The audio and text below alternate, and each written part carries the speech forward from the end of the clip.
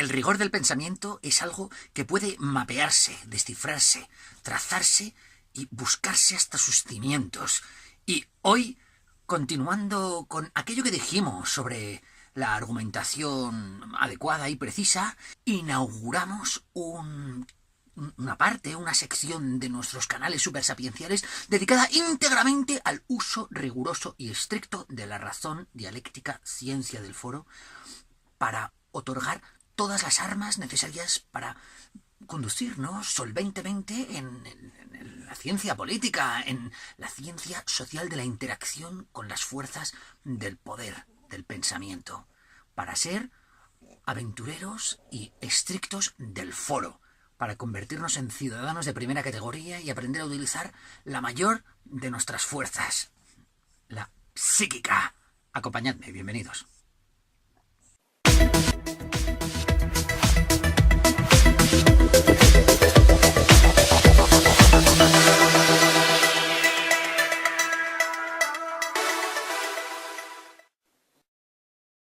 Muy bien, aquí estamos una noche más en mi cuartel móvil, ambulante, en mi pequeño centro de operaciones automotriz que me sirve de refugio y también de búnker de radiotransmisión para estos efectos, hablando inéditamente, entre comillas, de la cuestión del uso de la razón, porque ya habíamos hablado de argumentación previamente, y sois varios de vosotros, queridos suscriptores, los que me habéis movido a tratar con más detenimiento esta cuestión de la dialéctica, de la ciencia del foro, de la confrontación argumental. Os interesa la cuestión del pensamiento y eso es algo que me llena de esperanza, porque lo único que puede revitalizar estas ajadas repúblicas sedicentes democráticas que llamamos hogar es la recuperación del concepto de ciudadanía. Y para eso, se sea carpintero, ministro o funcionario de élite, hace falta solo una cosa: rigor de pensamiento y por tanto rigor de expresión, la manera como nos dirigimos a los demás y a nosotros mismos, la manera como nos expresamos o autoexpresamos, es la medida de nuestra inteligencia. Esa manera de hacerlo es la manera como pensamos y demarca nuestra racionalidad, que hoy os voy a enseñar a fundamentar desde sus cimientos. Es decir, vamos a hablar de la anatomía de la argumentación.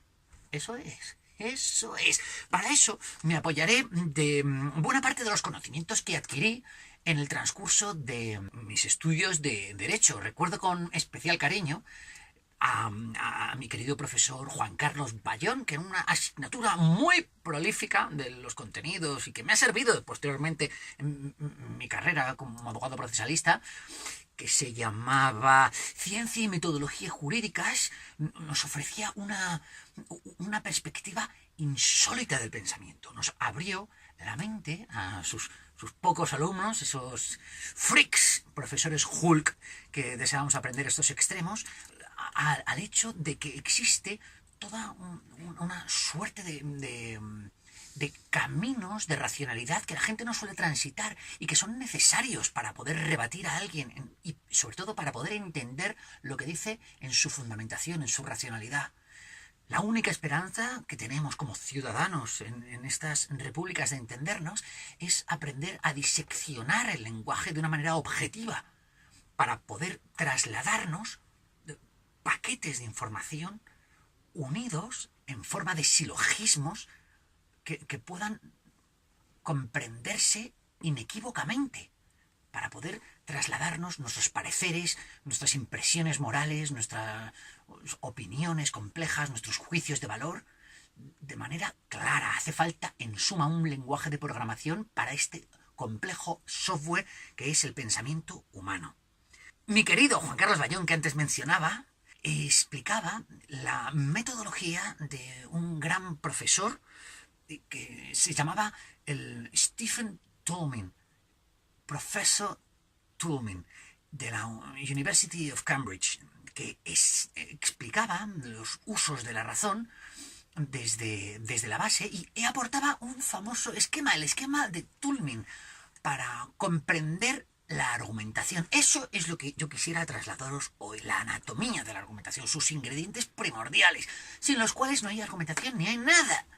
Y que cada 2 por 3 estamos reproduciendo y que deberéis rastrear en las palabras de los demás para saber si son rigurosos en la base, si están utilizando los materiales, la cimentación, el basamento necesarios para articular lenguaje lógico, necesario para todo tipo de pretensiones, no solo para discusiones de amor, mis pequeños románticos, sino para cuestiones de fondo sobre la fundamentación normativa de nuestra ética, de nuestras pretensiones de conquista moral de los demás, etc. Lo primero de este esquema es lo que se afirma. Lo primero es que se afirma, porque todos los argumentos son en la base, en el núcleo néctar central de su estructura, son, ante todo, una conclusión. Son eso, una conclusión. Una conclusión. Lo escribo y no se entiende nada, ¿verdad? Porque mi letra manuscrita, a más de ser críptica, es estrictamente caligráfica, nada tipográfica, y encima es cursiva, por lo que lo tenemos difícil. ¿Por qué me empeño siempre en escribir manuscritamente? Como psicografólogo forense deformado profesionalmente, considero que hay que escribir. Estamos demasiado acostumbrados a la tipografía y que escribir, es decir, articular pensamiento de una manera neurocinética, neurológicamente comprometida, aumenta el cociente intelectual y debiera hacerse diariamente. Hay que escribir con las manos y no solo martilleando teclados, aunque eso será objeto de otro capítulo de nuestras sesiones, ¿de acuerdo? Probablemente embarcado en otro título. Conclusión, por lo tanto, ¿qué se afirma? Es decir, de todo el espectro de contenidos deseamos sostener se crea, sea verosímil, sea plausible, sea dado sostener algo. Ese es el fondo de la argumentación. La conclusión que vamos a sostener en este vídeo, algunos la disputarán, pero es, a mi modo de entender, sostenible. ¿Cuál es esa conclusión teórica? Es, Adrián es español.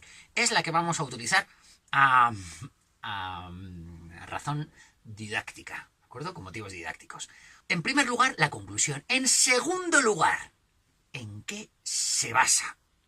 ¿En qué se basa? Esa es la segunda pregunta que tenemos que hacer. Primero, ¿qué quieres afirmar para la anatomía de los argumentos? Y en segundo, ¿en qué te basas? A la hora de explicar lo que quieres decir, responderás en primer lugar en qué te basas y por lo tanto, ¿por qué dices lo que dices? ¿Por qué dices lo que dices? De ahí se extrae la necesidad de tener que hablar de datos, de datos. Los datos son el primer apoyo de nuestra conclusión y juntos son la estructura, la primera molécula del argumento. Conclusión más datos, más ese por qué. Pero no solo hay que decir por qué. Con el ejemplo que hemos utilizado, Adrián es español, ¿por qué? Porque nació en Mallorca. Esa sería la explicación, un hecho que ofrece una explicación, el dato que apoya la conclusión que se fundamenta. Sino que también, para explicar en qué te basas, hay que responder a otra pregunta. La segunda pregunta es, ¿y qué tiene que ver los datos? ¿Qué tienen que ver esos datos que nos dices con la conclusión que estás fundamentando? Es decir, ¿qué tiene que ver que Adrián haya nacido en Mallorca para que sea español? Y ahí entra ese respaldo, esa llamada garantía de lo que decimos. En este caso, la garantía es que los nacidos en España son españoles y que por lo tanto que Adrián haya nacido en Mallorca es un dato bastante, es decir, está garantizado, collateralized, es una deuda colateralizada, es decir, está garantizada la explicación de cara a la conclusión. Por lo tanto, para ser rigurosos, los datos deben estar defendidos con una garantía. Nuestra pequeña molécula de agua argumental ya tiene 3 átomos, con los enlaces que podéis ver, si es que consiguen verse a la luz de estos focos. Conclusión, ¿en qué se basa? Datos y garantía. Pero sigamos.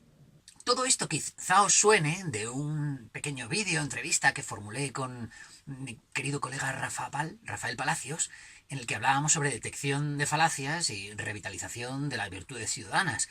Esto lo podréis ver en un link que os pondré en este vídeo y veréis que algunas de las claves que estoy ofreciendo aquí las comentaba colateralmente, tangencialmente en aquel vídeo. De aquí mando un fuerte abrazo a mi querido amigo Rafael y os comunico que en su momento hablamos de crear un pequeño seminario de uso de razón, de dialéctica, de compromiso ciudadano, y que mucho se tiene que torcer la cosa para que al final no se produzca eso. Imaginaos, sería una iniciativa guapa. Pues bien, tenemos los datos, la garantía y la conclusión. Pues bien, garantía y datos que respaldan la conclusión son las llamadas premisas del argumento. Y ahí es donde casi siempre se palma. Estoy convencido, lo apreciaréis en cualquier conversación, a nada que seáis un poco observadores. Estad atentos, ¿de acuerdo? Los silogismos, si A entonces B, se componen de estas dos piezas, ¿de acuerdo? Premisas y conclusión. Datos y garantías son las premisas. Los datos suelen ser hechos objetivos, Adrián nació en Mallorca, y las garantías suelen ser principios, normas, y ambos dos tienen que ser rigurosos también. Por lo tanto, tercera pregunta que debemos formularnos es: ¿están respaldadas las premisas? ¿Están respaldadas las premisas? Eso es lo que hay que preguntarse. Por ejemplo, la garantía. La garantía nos decía que los nacidos en España, era un principio que yo intenté invocar para conectar los datos a la conclusión, era que los nacidos en España son españoles. ¿Está respaldada esa garantía? En este caso yo aludiré a que los artículos 21 y siguientes del Código Civil Español aluden a que una de las causas de adquisición originaria de la nacionalidad española es precisamente el ius soli, haber nacido en suelo español. Y que además se expide carta de naturaleza española, se libra en favor de aquellos que habiendo nacido en suelo español, hayan al tiempo jurado lealtad al rey y obediencia a la Constitución española, esta tan polémica últimamente. Pues bien, para respaldar esta garantía, yo ofrezco esa ley. Respaldado queda a través de esa ley. Cada una de estas premisas o estos respaldos, a su vez, pueden ser conclusiones de otras construcciones argumentales, y así vamos creando la macromolécula, la molécula orgánica de la conversación lógica, que a su vez debe estar respaldada por datos, que a su vez estén engarzados con garantías que se deban respaldar sucesivamente con nuevas conclusiones. ¿Entendéis cuál es la mecánica, cuál es la estructura ramificada, esa red de pensamiento lógico? Empieza a prefigurarse, ¿verdad? Por lo tanto, garantía respaldada. ¿Cómo? Con una ley, alusión, 21 y siguientes del Código Civil, para lo que nos atañe aquí. Los datos, es decir, el por qué Adrián nació en España. ¿Cómo respaldamos eso? Que también necesita respaldo, no nos equivoquemos. Una carta de nacimiento. ¿Tienes un certificado de nacimiento? ¿Tienes un testigo? ¿U otra prueba testifical, documental, algo que acredite has nacido en España? Porque hay que respaldar las premisas, también en la figura de los datos. Si lo tienes, entonces el argumento se acerca un poquito más a la verosimilitud.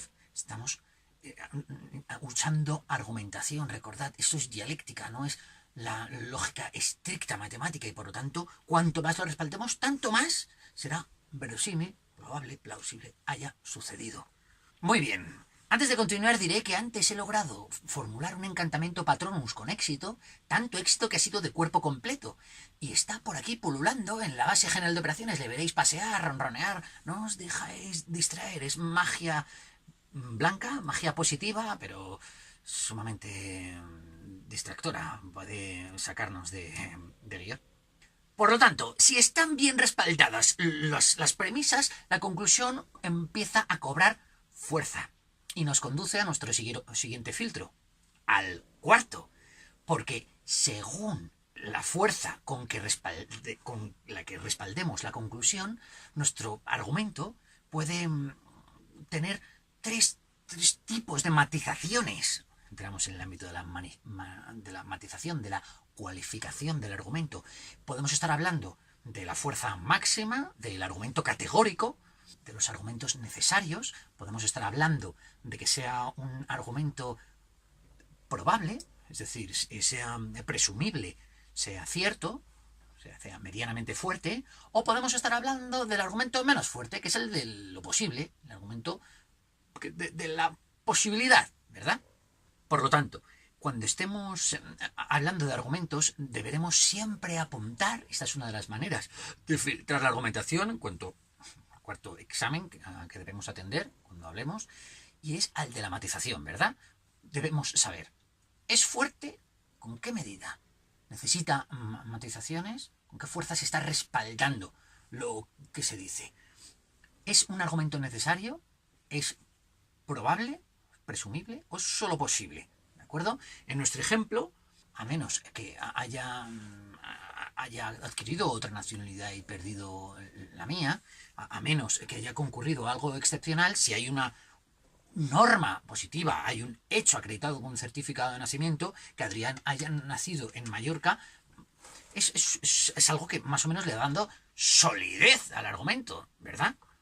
Por lo tanto, nos podemos empezar a colocar fuertemente en la conclusión, ¿de acuerdo? Nos añadimos un cualificador, una matización. Podríamos añadir el cualificador de que es casi seguro que Adrián sea español, a la vista de todo lo demás, ¿de acuerdo? Esa es la fuerza con la que está respaldado, la fuerza del argumento. El cuarto de los filtros. Tenemos que recordar que en el ámbito de dialéctica nos movemos en un terreno presuntivo, es decir, estamos haciendo presunciones apoyadas en lógica. No es una afirmación categórica constante, como suele acostumbrarse simular en los debates, ¿no? Tiene que ser así, yo te afirmo que... Veremos que lo respalda. Y el último rasero, último examen, último filtro que vamos a dar a nuestra estructura argumental que desplegará el último átomo de nuestra molécula orgánica lógica. Y es el de las salvedades. No solo hay matizaciones, sino que tiene que haber condiciones de refutación. El margen de error científico para que un argumento sea óptimo deberá aludir a esto. Le dará no solo elegancia, sino rigor estructural a nuestro argumento.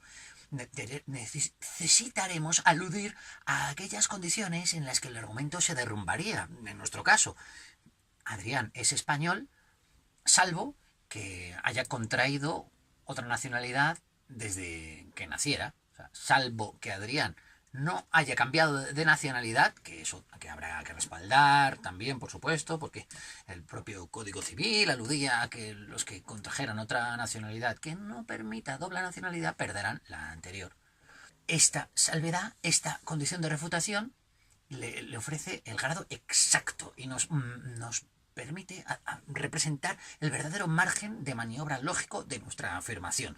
Y será la última de las casillas que colocaremos en nuestra estructura.